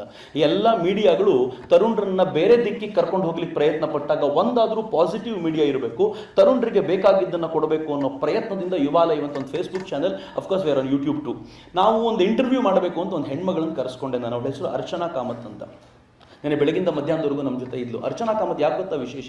ಇದೇ ಬೆಂಗಳೂರಿನ ಹುಡುಗಿ, ಪೂರ್ಣ ಪ್ರಜ್ಞಾದಲ್ಲಿ ಓದ್ದವಳಿ, ಜೈನ್ ಕಾಲೇಜಲ್ಲಿ ಓದ್ತಿದ್ದಾಳೆ, ಸೆಕೆಂಡ್ PU ಮುಗಿಸಿ ಈಗ ಡಿಗ್ರಿಗೆ ಹೋಗ್ತಿದ್ದಾಳೆ. ಅರ್ಚನಾ ಕಾಮತ್ ವಿಶೇಷ ಏನು ಅಂತಂದರೆ, ಯೂತ್ ಒಲಿಂಪಿಕ್ಕಿಗೆ ಭಾರತದಿಂದ ಆಯ್ಕೆಯಾಗಿರುವಂಥ ಹೆಣ್ಮಗಳವಳು. ಟೇಬಲ್ ಟೆನ್ನಿಸ್ ಆಡ್ತಾಳೆ. ಅವಳೀಗ ಸೆಕೆಂಡ್ PUC ಮುಗಿತು, ಅವಳದ್ದು ಡಿಗ್ರಿ ಓದ್ತಿರೋದು. ಯೂತ್ ಒಲಿಂಪಿಕ್ಕಿಗೆ ಆಯ್ಕೆ ಆಗ್ತಾಳೆ. ಮತ್ತು ಅವಳ ಕಾಲೇಜಿಗೆ ಬರೋದು ಎಷ್ಟು ಅಂತಂದರೆ, ವರ್ಷಕ್ಕೆ ಹಾರ್ಡ್ಲಿ 1 ಡೇ ಆರ್ 2 ಡೇ, ಅದಕ್ಕಿಂತ ಹೆಚ್ಚು ಕಾಲೇಜಿಗೆ ಬರ್ಲಿಕ್ಕೆ ಟೈಮ್ ಸಿಗಲ್ಲ. ಅವಳು ಮೊನ್ನೆ ಬೆಂಗಳೂರಿಗೆ ಬಂದಿದ್ದಾಳೆ, ಇವತ್ತಿದ್ದಾಳೆ. ನಾಳೆ ಎಲ್ಲಿಗೆ ಹೋಗ್ತೀಯ ಅಂತ ಹೇಳಿದರೆ ಚಂಡೀಗಢಗೆ ಹೋಗಬೇಕು. ಒಂದು ಚಂಡೀಗಢನಿಂದ ಎಲ್ಲಿಗೆ ಅಂತಂದರೆ, ನನಗೊಂದು ಇಂಟರ್ನ್ಯಾಷನಲ್ ಟೂರ್ನಮೆಂಟ್ ಇದೆ, ಆ ಟೂರ್ನಮೆಂಟಿಗೆ ಹೋಗಿ ಇನ್ನು 20 ದಿನಗಳ ನಂತರ ವಾಪಸ್ ನಾನು ಬೆಂಗಳೂರಿಗೆ ಬರ್ತೀನಿ. ಅಲ್ಲಿ ಬಂದು 1 ತಿಂಗಳಿರ್ತೀಯ ಅಂತ ಕೇಳಿದರೆ, ಇಲ್ಲ, ಮತ್ತೊಂದು 2 ದಿನ ಬಿಟ್ಟು ಮತ್ತೆ ವಾಪಸ್ ಹೋಗಬೇಕು ಅಂತ. ಅವ್ರ ಅಮ್ಮನ ಕೇಳಿದೆ ನಾನು, ವರ್ಷದಲ್ಲಿ ಎಷ್ಟು ದಿನ ಮನೇಲಿ ಇರ್ತಾಳೆ ಅಂತಂದರೆ, ಅವಳಿಗೆ ನಮ್ಮ ಮನೆಯೂ ಒಂದು ಸ್ಟಾಪ್ ಓವರು, ಇಡೀ 2 ವರ್ಷದಲ್ಲಿ 1 ತಿಂಗಳು ಮನೇಲಿ ಇದ್ದಿರ್ಬೋದು ಅವಳೆ ಅಷ್ಟೇ ಅಂತ. Total 2 years. ಇಡೀ 2 ವರ್ಷದಲ್ಲಿ ಕಾಲೇಜ್ ಅಟೆಂಡ್ ಮಾಡಿರೋದು ಫಸ್ಟ್ ಇಯರಲ್ಲಿ ಒಂದ್ಸಲ, ಸೆಕೆಂಡ್ ಇಯರಲ್ಲಿ ಒಂದ್ಸಲ, 1 ಡೇ. ಜೈನ್ ಕಾಲೇಜಿಗೆ ಮೊನ್ನೆ ಹೋಗಿದ್ದಾಗ ಜೈನ್ ಕಾಲೇಜಿನ ಸೆಕ್ರೆಟರಿ ಹೇಳಿದ್ರಂತೆ, ಬೇರೆ ಕಾಲೇಜಿನ ಥರ ಒಂದು ವಿಶೇಷವಾದ ವ್ಯಕ್ತಿ, ಸೆಕ್ರೆಟರಿ ಹೇಳಿದ್ರಂತೆ, ನೀನು ಕಾಲೇಜಲ್ಲಿ ಕಾಣಿಸ್ಕೊಂಡ್ರೆ 1000 ರೂಪಾಯಿ ಫೈನ್ ಹಾಕ್ತೀನಿ ನೀನು ಅಂತ. ನೀನು ಬರಬೇಡ, ಬಂದಾಗ ಮನೇಲಿ ಖುಷಿಯಾಗಿರು ಅಂತ, ಆರಾಮಾಗಿರು, ನೀನು ತುಂಬ ಆಟ ಆಡ್ತೀಯಾ, ನಾನು ಅದನ್ನು ಇಷ್ಟಪಡ್ತೀನಿ ಅಂತ. ಹಾಗಂತ ಎಜುಕೇಷನ್ ಕಡೆಗಣಿಸ್ಬಿಟ್ಲ ಅಂತ ಕೇಳಿದ್ರೆ ಮಿತ್ರೆ, ಅದು ಬಹುಶಃ ನಮ್ಮಗಳ ಹತ್ರನೂ ಸಾಧ್ಯ ಇರಲಿಲ್ಲ. ಅವಳು SSLCಯಲ್ಲಿ ಸ್ಟೇಟಿಗೆ 9th ರ್ಯಾಂಕ್, ಸೆಕೆಂಡ್ PUCಲಿ ಮೊನ್ನೆ ರಿಸಲ್ಟ್ ಬಂದಾಗ 97% ಹೊಡೆದು. ಅವ್ಳು ಕ್ಲಾಸಿಗೆ ಹೋಗಲ್ಲ. ನಾನು ಓದೋದು ಹೆಂಗೆ ಓದ್ತೀಯ ಅಂತ ಕೇಳಿದರೆ, ಓದೋದು ನನಗೆ ಇಷ್ಟ, ನನಗೆ ಬಿಟ್ಟಿರ್ಲಿಕ್ಕಾಗಲ್ಲ. ಅದಕ್ಕೆ ಟೇಬಲ್ ಟೆನ್ನಿಸ್ ಆಡುವಾಗ ನಾನು ಫುಲ್ ಟೇಬಲ್ ಟೆನ್ನಿಸ್ ಆಡಿ ಬರ್ತೀನಲ್ಲ, ಒಂದು ಅರ್ಧ ಗಂಟೆ ರೆಸ್ಟ್ ತೊಗೊಂಡು ಓದ್ಲಿಕ್ಕೆ ಕೂತ್ರೆ 2 hours ಓದಿದರೆ ಸಾಕಾಗ್ಬಿಡುತ್ತೆ ನನಗೇನು ಕಲಿಬೇಕಾಗಿತ್ತೋ ಎಲ್ಲ ಕಲ್ತಾಗ್ಬಿಡುತ್ತೆ. ಏನಾದರೂ ಗೊತ್ತಾಗಲಿಲ್ಲ ಅಂದರೆ ನಮ್ಮಮ್ಮ ಹೇಳ್ಕೊಡ್ತಾರೆ ಅಂತ. ಅವರಮ್ಮ ಡಾಕ್ಟ್ರು. ನಾನು ಹೇಳಿದೆ, ನೀವು ಡಾಕ್ಟ್ರು ಇದು ಹೆಂಗೆ ಅಂತ. ನನ್ನ ಮಗಳಿಗೋಸ್ಕರ ನಾನೆಲ್ಲ ಕಲಿತಿದ್ದೀನಿ ಸರ್. ಹಿಸ್ಟ್ರಿ ನಂಗೆ ಮೊದಲು ಆಗ್ತಿರ್ಲಿಲ್ಲ, ಇವಳಿಂದಾಗ ನನಗೆ ಇಷ್ಟ ಆಗ್ಲಿಕ್ಕೆ ಶುರುವಾಗಿದೆ. ಈಗ ಇವಳಿಗೆ ಕಲಿಸ್ಬೇಕು ಅಂತ ನಾನು ಕಲಿಲಿಕ್ಕೆ ಶುರು ಮಾಡಿದ್ದೀನಿ ಅಂತ. ಎಷ್ಟು ಚೆನ್ನಾಗಿ ವ್ಯವಸ್ಥೆನ ಪರಿವರ್ತಿಸ್ಕೊಂಡು ಆ ಹುಡುಗಿನ ಕಾಣುವಾಗ ಎಷ್ಟು ಖುಷಿ ಅಂತಂದ್ರೆ, ತನ್ನ ಇಡೀ ಬದುಕನ್ನ ಒಂದು ಶ್ರೇಷ್ಠ ಆದರ್ಶಕ್ಕೆ ಅವಳು ಹೇಳಿದ್ದು, ನಿನಗೆ ಯಾಕೆ ಇಷ್ಟು ಹುಚ್ಚಿದೆ, ಏನ್ ಕೆಲಸ ಮಾಡಬೇಕು ಅಂತ ಅನ್ಸುತ್ತೆ ನಿನಗೆ ಅಂತ ಹೇಳಿದ್ರೆ, ಬಾರ್ಡರ್ ಅಲ್ಲಿ ಸೈನಿಕರು ಫೈಟ್ ಮಾಡಿ ಅವರು ಪ್ರಾಣಾರ್ಪಣೆ ಮಾಡುವಾಗ ನನಗೆ ಅನ್ಸುತ್ತೆ, ನಾನು ಅದು ಮಾಡ್ಲಿಕ್ಕಾಗಲ್ವಲ್ಲ. ನಾನೇನ್ ಮಾಡ್ಬೋದು ಅಂತಂದ್ರೆ, ಅವರು ತನ್ನ ದೇಶವನ್ನ ಕಾಪಾಡಿಕೊಳ್ಳಿಕ್ಕೋಸ್ಕರ ಪ್ರಾಣ ಕೊಡ್ತಾರೆ, ನಾನು ಫುಲ್ ಎಫರ್ಟ್ ಹಾಕಿ ನನ್ನ ದೇಶಕ್ಕೆ ಒಂದು ಗೋಲ್ಡ್ ಮೆಡಲ್ ತಂದುಕೊಟ್ರೆ ನಾನು ನನ್ನ ದೇಶದ ಗೌರವವನ್ನು 100 ಪಟ್ಟು ಜಾಸ್ತಿ ಮಾಡಿದಂತಾಗತ್ತಲ್ಲ, ಅದಕ್ಕೋಸ್ಕರ ನಾನು ಎಫರ್ಟ್ ಹಾಕ್ತೀನಿ ಅಂತ ಆ ಸೆಕೆಂಡ್ PUC ಮುಗಿಸಿದ ಹುಡುಗಿ ಹೇಳ್ತಾಳೆ. ನನಗೆ 9th ಸ್ಟ್ಯಾಂಡರ್ಡ್ ಇದ್ದಾಗ ಸಿಕ್ಕಿದ್ದವಳು. ನಾನು ಕೇಳಿದೆ, ನಿನಗೆ ಜೀವನದಲ್ಲಿ ಬಹಳ ಬೇಜಾರಾಗೋದು ಯಾವಾಗ ಅಂತ. ಅವಳೊಂದು ಸಿಲ್ವರ್ ಅಥವಾ ಬ್ರಾನ್ಸ್ ಬಂದಾಗ ಅಂತ. ನಾನು ಕೇಳಿದೆ ಯಾಕೆ ಅಂತ. ಅವಳು ಹೇಳಿ ಚೆನ್ನಾಗಿತ್ತು, ನನಗೆ ಮೆಡಲ್ಲೇ ಬರದೆ ಹೋದರೆ ಬೇಜಾರಾಗಲ್ಲ, ಆದರೆ ಗೋಲ್ಡ್ ಬರದೆ ಸಿಲ್ವರು ಬ್ರಾನ್ಸ್ ಬಂದಾಗ ಭಾಳ ಬೇಜಾರಾಗುತ್ತೆ ಅಂತ. ಯಾಕೆ ಅಂತ ಕೇಳಿದೆ ನಾನು. ಹೆಣ್ಮಕ್ಳಿಗೆ ಗೋಲ್ಡ್ ಅಂದರೆ ತುಂಬ ಪ್ರೀತಿ ಇರ್ಬೋದು, ಅದಕ್ಕೆ ನಾನು ಕೇಳಿದರೆ ಸೈಡ್ ಹಾಗಲ್ಲ ಅಣ್ಣ, ನನಗೆ ಯಾಕೆ ಅದು ತುಂಬ ಇಷ್ಟ ಆಗುತ್ತೆ ಅಂತಂದರೆ, ಯಾರಿಗೆ ಗೋಲ್ಡ್ ಬರುತ್ತೋ ಅವ್ರ ಫ್ಲ್ಯಾಗ್ ಎಲ್ಲರಿಗಿಂತ ಮೇಲಿರುತ್ತೆ, ಮತ್ತು ಗೋಲ್ಡ್ ಯಾರು ತಗೊಳ್ತಾರೋ ಅವರ ರಾಷ್ಟ್ರಗೀತೆನಲ್ಲಿ ಹಾಡಿಸ್ತಾರೆ. ಜಗತ್ತಿನ ಮೂಲೆ ಮೂಲೆಯಲ್ಲಿ ನನ್ನ ರಾಷ್ಟ್ರಗೀತೆ, ನಮ್ಮ ರಾಷ್ಟ್ರಗೀತೆ ನನ್ನ ಕಾರಣಕ್ಕೋಸ್ಕರ ಹಾಡುವಂತಾಗತ್ತಲ್ಲ, ಅದನ್ನು ಕೇಳಬೇಕು ಅಂತ ನನಗೆ ಆಸೆ ಅಂತ. ಅವಳು ಜರ್ಮನಿಯಲ್ಲಿ ಒಂದು ಇಂಟರ್ನ್ಯಾಷನಲ್ ಟೂರ್ನಮೆಂಟಲ್ಲಿ, I have the video of it, international ಟೂರ್ನಮೆಂಟಲ್ಲಿ ಗೋಲ್ಡ್ ಗೆದ್ದಿದ ತಕ್ಷಣ ಅವಳು ನಂಬರ್ 1 ಪೊಸಿಷನಲ್ಲಿ ಇದ್ದಾಳೆ. ಎಲ್ಲರೂ ಜನಗಣಮನ ಹಾಡ್ತಿದ್ದು, ಜನಗಣಮನ ರನ್ ಆಗ್ತಿದೆ, ಪ್ಲೇ ಆಗ್ತಿದೆ, ಎಲ್ಲರೂ ನಿಂತಿದ್ದಾರೆ. ಅದನ್ನು ವಿಡಿಯೋ ಯಾರೋ ಮಾಡಿರೋದನ್ನು ಅವಳು ತಗೊಂಡು ನನಗೆ ಕಳಿಸಿ, ನನಗೆ ಇವತ್ತು ಭಾಳ ಖುಷಿಯಾಗಿದೆ, ಜರ್ಮನಿಯಲ್ಲಿ ನನ್ನ ಕಾರಣಕ್ಕೋಸ್ಕರ ಜನಗಣಮನ ಮೊಳಗಿದೆ ಅಂತ. ಏನು ಚೆನ್ನಾಗಿರ್ಬೋದು, ಏನು ಸ್ಪಿರಿಟ್ ನೋಡಿ ಅದು. ಈ ಸ್ಪಿರಿಟ್ ಇದೆಯಲ್ಲ, ಇದು ನಮ್ಮಿಂದ ಬೆಸ್ಟ್ ಹೊರಗೆ ತರಿಸುತ್ತೆ. ಯಾವಾಗ ಈ ಸ್ಪಿರಿಟ್ ಇಲ್ಲದೆ ಹೋದರೆ ಇರೋ ಕಟ್ಟೆಯಲ್ಲಿ ಕೂತ್ಕೊಂಡೆ ಟೈಮ್ ಪಾಸ್ ಆಗೋಗುತ್ತೆ. ಮೋಸ್ಟ್ ಆಫ್ ದ ಟೈಮ್ ಕಟ್ಟೆಯಲ್ಲಿ ಕೂತು ಟೈಮ್ ಪಾಸ್ ಮಾಡೋರೇ ಜಾಸ್ತಿ. ನಾನು ಸುಮ್ಮನೆ ಒಂದು ಪ್ರಯೋಗ ಹೇಳ್ತೀನಿ, ನಂಗೆ ಗೊತ್ತಿಲ್ಲ ಎಷ್ಟು ಜನ ನೀವು ಮಾಡ್ಬೋದು. ಮನೆಗೆ ಹೋಗ್ಬಿಟ್ಟು ನಾನು ಒಂದು ದಿನದಲ್ಲಿ ಎಷ್ಟು ಟೈಮ್ ವೇಸ್ಟ್ ಮಾಡ್ತೀನಿ ಅಂತ ಬರ್ಕೊಳ್ಳಿಕ್ಕೆ ಶುರು ಮಾಡಿ. ಬಿಲೀವ್ ಮೀ, ನೀವೇ ನೋಡ್ತೀರಾ 90% ಆಫ್ ದ ಟೈಮ್ ಅದರಲ್ಲಿ ವೇಸ್ಟ್ ಆಗಿ ಕಳೀತಿರ್ತೀರಾ, ಉಪಯುಕ್ತವಾಗಿ 10% ಆಫ್ ದ ಟೈಮು ಯೂಸ್ ಆಗುತ್ತೆ. ಎಜುಕೇಷನಲ್ಲಿ ಸ್ಟಡಿ ಮಾಡೋದು ಭಾರಿ ದೊಡ್ಡ ಉಪಯುಕ್ತ ಅಂತ ನೀವೇನು ತಿಳ್ಕೊಂಡ್ಬಿಡಬೇಡಿ. ಸ್ಟಡಿ ಮಾಡೋದು ನಿಮ್ಮ ಕರ್ತವ್ಯ, ನಿಮ್ಮ ಅಪ್ಪ ಅಮ್ಮ ಫೀಸ್ ಕಟ್ತಿರೋದೇ ಅದಕ್ಕೋಸ್ಕರ, ಅದು ನಿಮ್ಮ ಕೆಲಸ. ಅದನ್ನು ಬಿಟ್ಟು ಕೂಡ ನೀವೇನಾದರೂ ಉಪಯುಕ್ತವಾದ ಕೆಲಸವನ್ನು ಈ ಕೆಲಸದಿಂದ ನನ್ನ ರಾಷ್ಟ್ರಕ್ಕೆ ಒಂದು ಸಣ್ಣ ಗೌರವ ಸಮರ್ಪಿಸಿದಂತಾಗುತ್ತೆ ಅನ್ನುವಂಥ ಯಾವುದಾದ್ರೂ ಕೆಲಸ ಮಾಡಲಿಕ್ಕೆ ಸಾಧ್ಯ ಆಗಿದೆಯಾ? ನಾನು ಕಾಲೇಜ್ಗೆ ಹೋದಾಗ ಒಂದನ್ನು ಯಾವಾಗಲೂ ನೆನಪಿಸ್ಕೊಳ್ತೀನಿ. ನಮ್ಮ ಬೆಂಗಳೂರಿನ BMS ಕಾಲೇಜಲ್ಲಿ ಒಬ್ಬರು HOD ಇದ್ದರು, ಜರ್ನಲಿಸಮ್ ಕಾಲೇಜಿಂದು. ನಾನು ಜರ್ನಲಿಸಮ್ಗೆ ತುಂಬ ಹತ್ತಿರದಲ್ಲಿರೋದ್ರಿಂದ ನನಗೆ ಇವರೆಲ್ಲ ಸಿಗ್ತಿರ್ತಾರೆ. ಅವರೊಂದ್ಸಲ ಮಾತಾಡ್ತಾ ನನಗೆ ಹೇಳಿದ್ರು, ಚಕ್ರವರ್ತಿ ನಮ್ಮ ಕಾಲೇಜಲ್ಲಿ ಒಂದು ಒಳ್ಳೆ ಘಟನೆ ಆಯಿತು, ನಾನು ನಿಂಗೆ ಹೇಳಬೇಕು ಅಂತ ಬಂದೆ ಅಂತ. ನಾನು ಕೇಳಿದೆ ಏನಾಯಿತು ಸರ್ ಅಂತ. ಅವ್ರು ನನಗೆ ಹೇಳಿದರು, ಏನೂ ಇಲ್ಲ, ಒಂದ್ಸಲ ಒಂದು ಹುಡುಗಿ ನನ್ನ ಆಫೀಸಿಗೆ ಬಂದರು.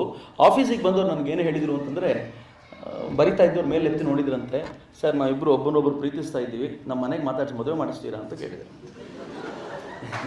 ಮೇಷ್ಟ್ರು ತುಂಬ ಒಳ್ಳೆಯವರಾಗ್ಬಿಟ್ರೆ ಇದೊಂದು ದೊಡ್ಡ ಪ್ರಾಬ್ಲಮ್, ಮದುವೆನೂ ಅವರೇ ಮಾಡಿಸ್ಬೇಕು. ಇವ್ರಿಗೆ ತಕ್ಷಣ ಏನು ಹೇಳಬೇಕು ಅಂತ ತೋಚಲಿಲ್ವಲ್ಲ. ಬ್ರಿಲಿಯಂಟ್ ಟೀಚರ್ ಅವರು. ಅವ್ರ ಮುಖ ಮೇಲೆತ್ತಿ ಇವ್ರನ್ನ ಕೇಳಿದ್ರಂತೆ, ಫೈನ್ ಮಾಡಿಸ್ಬಲ್ಲೆ, ಬಟ್ ನಂಗೊಂದು ಪ್ರಶ್ನೆಗೆ ಉತ್ತರ ಬೇಕು ಅಂತ. ಇವ್ರು ಅಂದ್ಕೊಂಡು ಇನ್ನು ಬೈತಾರೆ ಮೇಷ್ಟ್ರು, ಯಾಕೆ ಲವ್ ಮಾಡಿದಿರಿ, ಏನು ಅದು ಇದು ಒಂದು ಗಲಾಟೆ ಮಾಡ್ತೀರಿ ಅಂತೆಲ್ಲ ತಿಳ್ಕೊಂಡು ಇವ್ರು ಆ ಹುಡುಗಿನ ತಿರುಗಿ ಕೇಳಿದ್ರಂತೆ, ಮಗು ನೀನು ಇವನನ್ನು ಯಾಕೆ ಪ್ರೀತಿಸ್ತೆ ಅಂತ. ತಕ್ಷಣ ಆನ್ಸರ್ ಗೊತ್ತಾಗಲಿಲ್ಲ ಅವಳಿಗೆ. ಏನು ಹೇಳೋದು, ಯಾಕೆ ಪ್ರೀತಿಸ್ತೆ ಅಂತ. ಅವಳಂದ್ರೆ ನಂಗೆ ಖುಷಿ ಆಗುತ್ತೆ ಸರ್, ಅದಕ್ಕೆ ಪ್ರೀತಿಸ್ತೆ. Bottle chickens. ಹುಡುಗನ ತಿರುಗಿ ಕೇಳಿದ್ರು, ನೀನು ಯಾಕೆ ಪ್ರೀತಿಸಿದೆ. 99.99% ಹುಡುಗರು ಹುಡುಗಿನೇ ಫಾಲೋ ಮಾಡೋದು, ನನಗೂ ಖುಷಿ ಆಗುತ್ತೆ ಅದಕ್ಕೆ ಪ್ರೀತಿಸಿದೆ ಅಂತ. ಅವನು ಇನ್ನೇನು ಹೇಳ್ತಾನೆ ಅವನು ಕೂಡ. ತಕ್ಷಣ ಹುಡುಗನ ಕಡೆ ತಿರುಗಿ ಏನು ಪ್ರಶ್ನೆ ಕೇಳಿದ್ರು ಅಂತ ಗೊತ್ತಾ, ನನಗೂ ಶಾಕ್ ಆಯ್ತು ಫಸ್ಟ್ ಟೈಮ್ ಕೇಳಿದಾಗ. ಅಲ್ಲ ಕಣ, ಒಬ್ಬಳನ್ನು ಪ್ರೀತಿಸೋದ್ರಿಂದಲೇ ಎಷ್ಟು ಖುಷಿ ಸಿಗುತ್ತೆ ಅನ್ನೋದಾದರೆ ಅಂತಂದ್ರು. ನಂಗೊತ್ತು ನೀನು ಯಾವ ಆ್ಯಂಗಲಲ್ಲಿ ತೊಗೊಂಡ್ರೋ ನಾನು ಅದೇ ಆ್ಯಂಗಲ್ ತೊಗೊಂಡ್ಕೊಂಡು ಅಗಲ ಮಾಡಿದೆ ಏನು ಸಾರ್ ಅಂತ. ಆಮೇಲೆ ಹೇಳಿದ್ರು, ನಾನು ಕೇಳೋದು ಕೇಳಿಬಿಟ್ಟೆ, ಆಮೇಲೆ ಇದಕ್ಕೆ ಸರಿಯಾದ ಆನ್ಸರ್ ಕೊಡಬೇಕಲ್ಲ ಅಂತ ಅವ್ರು ಕೇಳಿದ್ರು. ಏನು ಸರ್ ಹಿಂಗೆ ಹುಡುಗಿ ಅಂದಾಗ, ಇಲ್ಲ ಕಣಮ್ಮ, ನಾನು ನಿಮಗೆ ತುಂಬ ಜನರನ್ನು ಪ್ರೀತಿಸೋದು ಹೇಗೆ ಅಂತ ತೋರಿಸ್ಕೊಡ್ತೀನಿ, ಅದಾದಮೇಲೆ ಬನ್ನಿ ಅಂತೇಳಿ ಈ ರೋಡ್ ರಿಪೇರಿ ಮಾಡ್ತಾರಲ್ಲ, ರೋಡ್ ರಿಪೇರಿ ಮಾಡುವಾಗ ಏನಾಗುತ್ತೆ ಅಂದರೆ, ಯಾವುದೋ ಒಂದು ಫ್ಯಾಮಿಲಿ 3-4 ಫ್ಯಾಮಿಲಿ ಬರುತ್ತೆ, ಗುಡಿಸ್ಲು ಹಾಕ್ಕೊಳ್ತಾರೆ, ರೋಡ್ ಹತ್ರ ಇರ್ತಾರೆ. 2 ಕಿಲೋಮೀಟರ್ 3 ಕಿಲೋಮೀಟರ್ ಮಾಡಲಿಕ್ಕೆ ಒಂದು 15-20 ದಿನ ಹಿಡಿಯುತ್ತೆ. ಅಲ್ಲಿಂದ ಗುಡಿಸಲನ್ನೇ ಶಿಫ್ಟ್ ಮಾಡ್ಕೊಂಡು ಮುಂದಕ್ಕೆ ಹೋಗ್ತಾರೆ. ಹೀಗೆ ಮಾಡ್ತಾ ಮಾಡ್ತಾ ಶಿಫ್ಟ್ ಆಗ್ತಿರ್ತಾರೆ. ಒಂದು ಅಲೆಮಾರಿ ಜನಾಂಗ ಬರುತ್ತೆ. ಆ ಥರ ಜಯನಗರದ ಹತ್ರ ಇರೋ ಆಗ್ತಾನೆ ಬಂದಿದ್ದಂಥ ಒಂದು 3-4 ಗುಡಿಸಲಲ್ಲಿ ಒಂದು ಗುಡಿಸಲಿಗೆ ಹತ್ರ ಕರ್ಕೊಂಡು ಹೋಗಿ, ಈ ಗುಡಿಸದಲ್ಲಿ ಇವ್ರು ಪ್ರತಿನಿತ್ಯ ಊಟ ಏನು, ತಿಂಡಿ ಏನು ಮಾಡ್ತಾರೆ, ಇವರು ಖರ್ಚು ಏನು ಮಾಡ್ತಾರೆ, ಇವ್ರ ಮಕ್ಕಳು ಓದೋದೇನು, ಇವೆಲ್ಲ ತಿಳ್ಕೊಂಡು ನಂಗೆ ಒಂದು ರಿಪೋರ್ಟ್ ಕೊಡಿ. ನಿಮ್ಮ ರಿಪೋರ್ಟ್ ನಂಗೆ ಸ್ಯಾಟಿಸ್ಫೈ ಆದ್ರೆ, ನೀವು ವರ್ಕ್ ಮಾಡಿದ್ದೀರಿ ಅಂತ ಆದರೆ ನಾನು ನಿಮ್ಮ ಫ್ಯಾಮಿಲಿಗಳಿಗೆ ಮಾತಾಡಿ ಇವರಿಬ್ರು ಒಳ್ಳೆ ಹುಡುಗರು, ಮದುವೆ ಮಾಡಿಸ್ಬೋದು ಅಂತ ಒಂದು ಶಿಫಾರಸ್ ಮಾಡ್ತೀನಿ, ಇನ್ಫ್ಲುಯೆನ್ಸ್ ಮಾಡ್ತೀನಿ ಅಂತ ಹೇಳಿದರು. ಹುಡುಗ ಬಹಳ ಖುಷಿ ಆಯ್ತು. ನಾಳೆ ಬೆಳಗ್ಗೆನೇ ರಿಪೋರ್ಟ್ ಕೊಡೋದಲ್ಲ ಅಂದ್ಕೊಂಡು ಹೋದರು. ವಾರ ಆಯಿತು, 15 ದಿನ ಆಯಿತು, 1 ತಿಂಗಳಾಯಿತು, 6 ತಿಂಗಳಾದರೂ ಬರಲಿಲ್ಲ. ಮೇಷ್ಟ್ರು ಹ್ಯಾಪಿ, ಬಚಾವಾಗ್ಬಿಟ್ನಲ್ಲ. ಮನೇಲಿ ಮಾತಾಡ್ಬೇಕಿದ್ರೆ ಯಾರು ಬೈಸ್ಕೊಳ್ಳೋರು ಅಂತ. ಆದರೆ ಯಾವಾಗ ಅವ್ರಿಗೆ ಸಂಕಟ ಆಯಿತು ಅಂತಂದರೆ, ಒಬ್ಬ ಹುಡುಗಿ ಬರಬೇಕಿತ್ತು, ಒಂದು 4-5 ಜನ ಹುಡುಗರು ಬಂದರು. ಒಂದು ರಿಪೋರ್ಟ್ ತೊಗೊಂಡು ಬಂದರು. ಇವರಂದ್ರು, ನಾನು ಓದೆ ಇವತ್ತು, ಕಥೆನೇ ಮುಗಿದೋಯ್ತು ನಂದು ಅಂತ. ಆ ರಿಪೋರ್ಟ್ನ ಫಸ್ಟ್ ಪೇಜ್ ತೆಗೆದ್ರೆ, ಈ ರಿಪೋರ್ಟ್ನ ನಮ್ಮ ಅತ್ಯಂತ ಪ್ರೀತಿಯ ಮೇಷ್ಟ್ರಿಗೆ ನಾವು ಸಮರ್ಪಣೆ ಮಾಡ್ತಿದ್ದೀವಿ ಅಂತಿತ್ತು. ಇವ್ರಿಗೆ ಯಾಕೇನು ಗೊತ್ತಾಗಲಿಲ್ಲ. ಮತ್ತು ಒಳಗೆ ತೆಗೆದು ನೋಡಿದರೆ ಬರೆದಿದ್ರು, ಸರ್ ಕಣ್ಣು ತೆರೆಸ್ಬಿಟ್ರೆ ನೀವು ಅಂತ, ಮೊದಲನೇ ಸಾಲಿತ್ತು ಅಂತ. ಆಮೇಲೆ ಎಕ್ಸ್ಪ್ಲೈನ್ ಮಾಡ್ತಾ ಹೋದ್ರಂತ. ಅದರಲ್ಲಿ ಮೊದಲನೇ ದಿನ ನೀವು ಹೇಳಿದ ತಕ್ಷಣ, ಅವತ್ತು ಸಾಯಂಕಾಲ 5 ಗಂಟೆ ಕ್ಲಾಸ್ ಮುಗಿದ ತಕ್ಷಣ ಅಲ್ಲಿ ಓಡಿದ್ವಿ. ಆದರೆ 5 ಗಂಟೆಗೆ ಆ ಮನೇಲಿ ಯಾರೂ ಇರಲಿಲ್ಲ. ಒಂದು ಮಗು ಇತ್ತು, 8-9 ವರ್ಷದ ಹುಡುಗಿ. ಅವಳು ಕಂಕ್ಳಲ್ಲಿ ಇನ್ನೊಂದು ಪುಟ್ಟ ಮಗು ಇತ್ತು.